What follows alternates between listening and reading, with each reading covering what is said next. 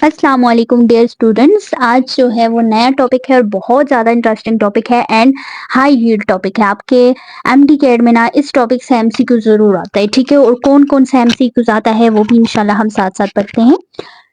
तो टॉपिक का क्या नाम है बेटा? Life cycle of bacteriophage. बहुत इंटरेस्टिंग टॉपिक है और बहुत ऐसे चुटकियों में आपको याद हो जाएगा, ठीक है। बस आपने ध्यान से सुनना है। आपके पास जो बैक्टीरियोफेज में बेटा कॉमन जो फेज होते हैं ना, कॉमन बैक्टीरियोफेज, वो आपके पास टी फेज होते हैं, ठीक है। ये आपके पास बैक्टीरियोफेज की एक टाइप है, क्या है? टी फेज होते हैं। और इसमें आपके पास बेसिकली T2 एंड T4 जो है वो मोस्टली कॉमन फेजेस हैं। ये भी एमसीक्यूज में आपने याद रखना है एमसीक्यूज के लिए, ठीक है, कि कॉमनली जो फेजेस होते हैं वो कौन कौन से होते हैं। तो T2 एंड T3। अब बेटा हमारे पास आता है लाइफ साइकिल ऑफ बैक्टीरियोफेज। आपके पास फिर दो साइकिल आ जाते हैं, एक लाइटिक आता है, एक लाइसोजेनिक आता है। लाइटिक साइकिल में बेसिकली ब्रेकेज होती है, ठीक है। लाइटिक को हम, ये जो आपके पास होता है ना बेटा लाइटिक वर्ड, ठीक है, ये लाइसिस से निकला है, ठीक है। और लाइसिस का मतलब होता है ब्रेकेज। तो ये एट द एंड आपका जो होस्ट सेल होता है, होस्ट सेल कौन सा होता है? जिसपे वायरस अटैक करता है। तो यहाँ पर इस केस में वायरस ने, जो बैक्टीरियोफेज है, उसने किस पे अटैक किया है बेटा? बैक्टीरिया पे। तो बैक्टीरिया जो है वो क्या है? हमारे पास होस्ट सेल है। तो यहाँ पर लाइटिक साइकिल में क्या होता है बेटा? एट द एंड ब्रेकेज हो जाती है होस्ट सेल की, यानी कि बैक्टीरिया की। और वो क्या हो जाता है आपके पास? उसको बस्टिंग हो जाती है उसकी और वो किल हो जाता है। जबकि लाइसोजेनिक साइकिल में बेटा यहाँ पे कोऑर्डिनेशन होती है, यहाँ पर आपके पास ब्रेक डाउन नहीं होती, ठीक है। बडिंग के थ्रू आपके पास क्या यहाँ से जो फेजेस हैं वो रिलीज हो जाते हैं। ये आपके पास क्या है बेटा? वायरस है। अब वायरस जब जाएगा बैक्टीरिया पे अटैक करने, बैक्टीरिया पे इन्फेक्ट करने, तो यहाँ पर पेनिट्रेशन तो ये करेगा, यहाँ पे अटैच तो होगा, मगर बेटा इसमें सबसे पहले क्या होगा कि इसका न्यूक्लिक एसिड ट्रांसफर होगा। रेप्लिकेशन तो बाद में होगी ना। रेप्लिकेशन आपके पास क्या होती है? आपके पास जो है वो जो भी वायरस है वो डबल हो जाता है, ठीक है। अगर वायरस जो है वो उसका न्यूक्लिक एसिड अंदर इनसाइड गया है तो वो आपके पास डबल हो जाएगा। रेप्लिकेशन में अगर आपके पास एक वायरस है वो दो वायरस बन जाएंगे, वो तीन बन जाएंगे, वो डबल होते जाएंगे, ठीक है। तो रेप्लिकेशन बेटा वो दूसरा स्टेप होता है। लाइफ साइकिल में पहले आपके पास फर्स्ट स्टेप होता है जो इसमें न्यूक्लिक एसिड ट्रांसफर होता है। और मैंने अपने पिछले लेक्चर में आपको ये चीज क्लियर की थी कि जब न्यूक्लिक एसिड ट्रांसफर होता है बैक्टीरिया के अंदर और वो जो ओवरऑल जो चेंजेस होती हैं इसके स्ट्रक्चर में, उसको हम इन्फेक्शन कहते हैं, ठीक है। उस प्रोसेस का प्रॉपर नाम होता है जिसको हम कहते हैं इन्फेक्शन, ठीक है। तो यहाँ पर बेटा लाइफ साइकिल में दो तरह के हमने स्टेप पढ़ने, ठीक है। एक इन्फेक्शन पढ़ना है और दूसरा हमने पढ़ा है replication inside the host cell. अब इनमें बेटा इन्फेक्शन जो है वो दोनों साइकिल में सेम रहेगा, ठीक है। लेकिन जो दूसरा वाला स्टेप है रेप्लिकेशन का वो डिफरेंट आ जाता है, ठीक है, क्योंकि फिर हमारे पास लाइटिक में सेल की जो है वो ब्रेकेज हो जाती है, लेकिन लाइसोजेनिक में तो वर्क कोऑर्डिनेशन होता है। तो वो फर्दर हम जब पढ़ेंगे तो आपको समझ आएगा कि ये मैम जो है वो कोऑर्डिनेशन और ब्रेकेज ये क्या कह रही है, ठीक है। ठीक है, इन्फेक्शन जो है वो हम स्टडी करते हैं। अच्छा, इसमें तीन तरह के स्टेप आते हैं जो कि आपने याद करने, ठीक है। इन्फेक्शन में तीन तरह के स्टेप आते हैं। पहला आपके पास होगा अटैचमेंट या एड्सॉर्प्शन, ठीक है, एड्सॉर्प्शन या अटैचमेंट। अब यहाँ पर एड्सॉर्प्शन का वर्ड मैं आपको समझा देती हूँ कि एड्सॉर्प्शन बेसिकली होता क्या है, ठीक है। बहुत सारे स्टूडेंट्स को नहीं पता होता कि मैम एब्जॉर्प्शन में और एड्सॉर्प्शन में फर्क क्या होता है, ठीक है। अब बेटा आपने देखा होगा कि जब हम कहते हैं ना, अगर आपके पास क्लॉथ है, ठीक है, कपड़े हैं, उन पे इंक लग जाती है तो वो इंक जो है वो प्रॉपर आपके कपड़े के अंदर पेनिट्रेट होके दूसरी तरफ चली जाती है, तो वो बेसिकली एब्जॉर्प्शन होता है, ठीक है। इंक जो होती है ना वो एब्जॉर्ब हो जाती है। लेकिन जो एड्सॉर्प्शन होती है ना बेटा वो जो सरफेस के ऊपर अटैचमेंट होती है, ठीक है। जो एड्सॉर्प्शन है ना इसमें आपके पास सरफेस अटैचमेंट होती है, पेनिट्रेशन नहीं होती। मतलब इनसाइड दी बॉडी जिस चीज पे भी कोई चीज है, कोई चीज वहां पे अटैच हुई है, वो दूसरी तरफ अंदर जो है वो इनसाइड पेनिट्रेट नहीं होती, ठीक है। एब्जॉर्प्शन में और एड्सॉर्प्शन वर्ड में यही फर्क होता है। अब यहाँ पर आप देखें ना, ये वायरस यहाँ पे एड्सॉर्ब होता है, मतलब कि ये यहाँ पे अटैच होगा, ये वायरस अंदर नहीं जाएगा सारा का सारा, ठीक है। ये जस्ट बैक्टीरिया की सरफेस के ऊपर क्या होता है? एड्सॉर्ब होता है। अब ये क्या है बेटा आपके पास? ये आपके पास क्या है? बैक्टीरिया की सरफेस है, ठीक है। ये कोई भी बैक्टीरिया है उसकी सरफेस है। वायरस जो है थ्रू इसकी फाइबर्स के थ्रू ये क्या होता है? अटैच होता है यहाँ पे इसकी सरफेस के ऊपर, ठीक है। अब मैंने आपसे क्या कहा था बेटा कि जो अटैचमेंट होती है वो बेसिकली थ्रू यहाँ पे टेल फाइबर्स के थ्रू होती है, ठीक है। तो टेल फाइबर्स के थ्रू अटैचमेंट होती है। यहाँ पर ये क्या होगा, यहाँ पर टेल फाइबर्स के थ्रू अटैचमेंट होगी, ठीक है। तो आपने यहाँ पे पॉइंट्स लिखने हैं कि वायरस क्या होगा, वो लैंड करेगा होस्ट सेल के ऊपर, ठीक है। इसके अलावा जो है किस के थ्रू जो है ये लैंड करेगा, थ्रू टेल फाइबर्स के थ्रू, ठीक है।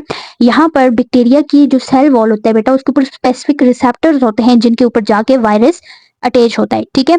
अब दूसरा आपके पास आ जाता है इंपॉर्टेंट पॉइंट, पेनिट्रेशन। पेनिट्रेशन मैंने आपके बताया था कि किसके थ्रू, ये स्पाइक्स के थ्रू। ये स्पाइक्स जो है वो पेनिट्रेट होगी।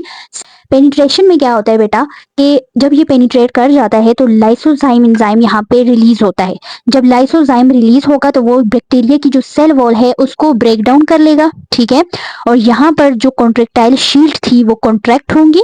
उनकी कॉन्ट्रैक्शन से ये जो ट्यूब है बेटा ये आपके पास नीचे की तरफ पुश होगी, ठीक है। अब ये जब नीचे की तरफ पुश होगी तो ऑटोमेटिकली आपके पास जो न्यूक्लिक एसिड है वो इंजेक्ट होगा बैक्टीरिया के अंदर। तो यहाँ पे पेनिट्रेशन होती है। इस पॉइंट में मैंने आपको 3 तरह के पॉइंट बताए। एक तो यहाँ पे पेनिट्रेशन होगी थ्रू स्पाइक्स। दूसरा मैंने बच्चे आपको क्या बताया कि यहाँ पे लाइसोजाइम एंजाइम रिलीज होगा जो कि ब्रेक डाउन कर लेगा सेल वॉल ऑफ बैक्टीरिया को। और तीसरा जो होलो ट्यूब है वो नीचे की तरफ क्या होगी, पुश होगी, ठीक है। अब बेटा यहाँ पर देखें, इसके आप एक प्रैक्टिकल आपको एग्जांपल देती हूँ कि न्यूक्लिक एसिड किस तरह से इंजेक्ट हो जाता है बैक्टीरिया सेल के अंदर।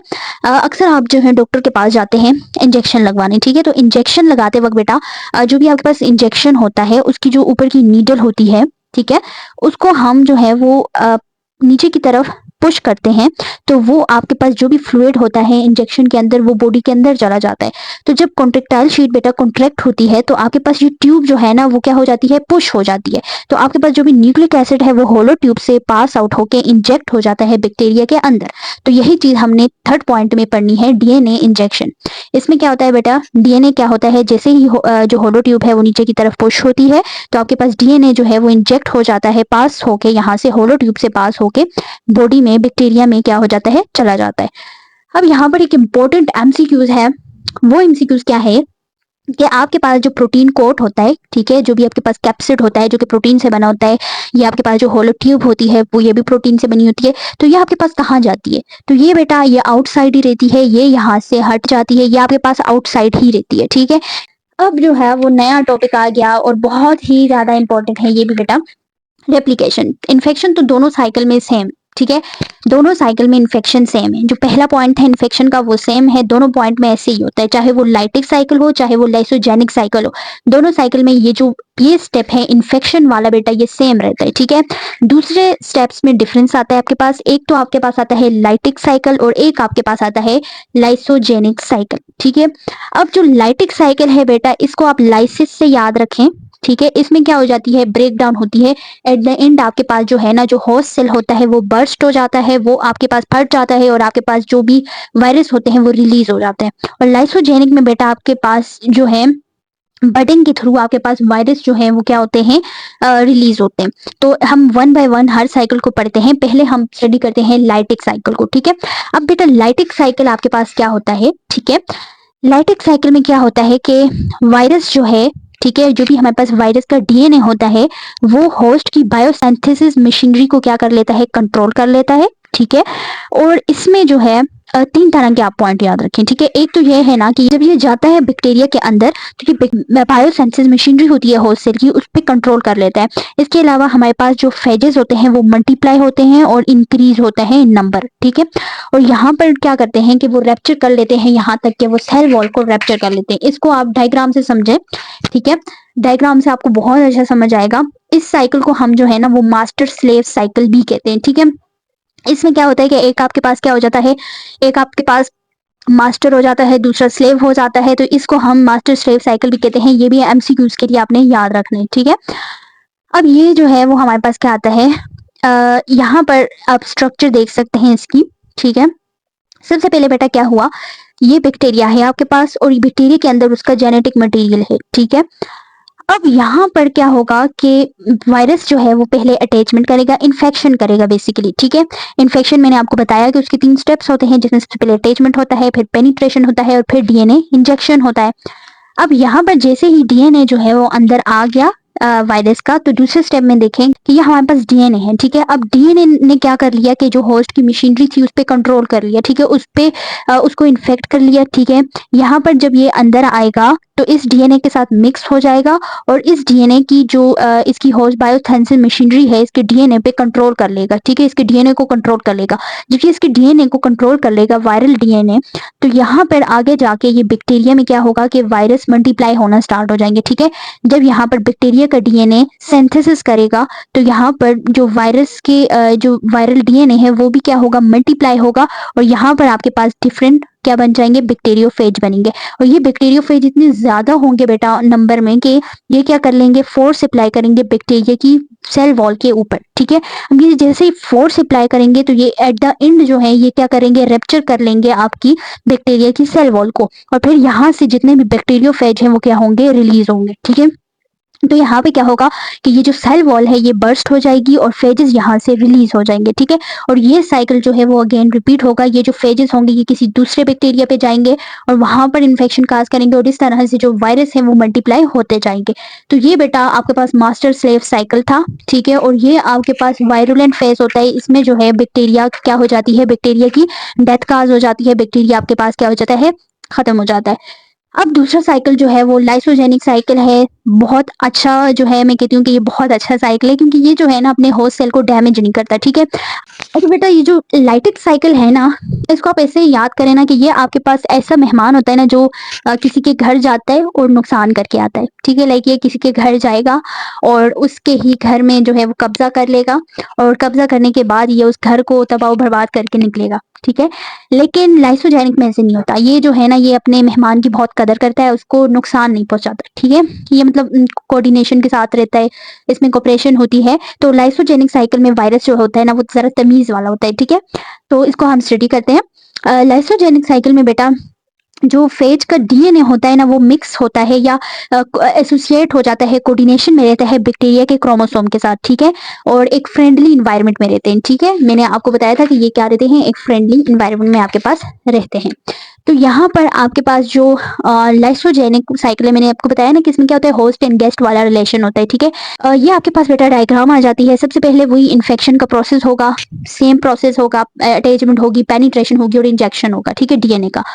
फिर यहाँ पर जो दूसरा स्टेप आ जाता है बेटा, इसमें क्या होता है कि आपके पास जो बैक्टीरिया होगा उसमें क्या होता है कि वायरल डीएनए जो है वो मिक्स होता है या एसोसिएट होता है होस्ट डीएनए के साथ, इज अ फ्रेंडली इन्वायरमेंट में, ठीक है। दोनों फ्रेंडली इन्वायरमेंट में दोनों के साथ कोऑर्डिनेशन करके दोनों मिक्स अप हो जाते हैं, ठीक है। अब यहाँ पर ये मिक्स कैसे होते हैं कि वायरल डीएनए जो है वो बैक्टीरिया के जो क्रोमोसोम होता है उसके पार्ट बन जाता है, ठीक है। और फिर जैसे ही हमारे पास ये क्रोमोसोम डिवाइड होता है इनटू अ डॉटर सेल, तो ये क्या करता है, आपके पास जो वायरस होता है उसका जो डीएनए होता है वो भी क्या करता है, डिवीजन करता है। अब आप यहाँ पे देख सकते हैं कि ये जो पर्पल कलर में है ये बैक्टीरिया का सेल है और यहाँ पे ब्लू कलर में आपके पास कौन क्या है, यहाँ वायरल डीएनए है। तो ये दोनों फ्रेंडली इन्वायरमेंट में रहते हैं, ठीक है। अच्छा, यहाँ पर जो है वो वायरल डीएनए जो है वो भी डिवाइड होता है, ठीक है।